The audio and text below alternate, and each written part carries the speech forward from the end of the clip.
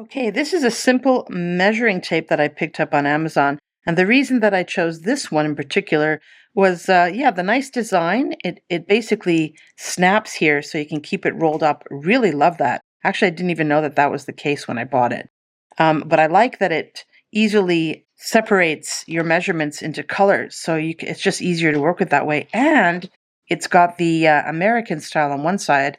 And of course, the metric, which is the one I use predominantly, on the other side. And it's also very long and very nice coated vinyl. Now, when you roll it up, you don't want to use it too tight because then, of course, you're going to be in a situation where it's a bit roly-poly and you can open it up. So you can put it around your finger, I would suggest, when you roll it up so that you get the good amount of slack when you put it back together. Everybody needs a measuring tape, I think. You want to measure your body size, parts, lengths before you buy clothes. I've always found that I need one on hand somewhere in the house. But one thing I would be careful of when purchasing a measuring tape is to make sure that, according to the reviews, and there's plenty of those on Amazon, that they're not misprinted, because I have bought measuring tapes.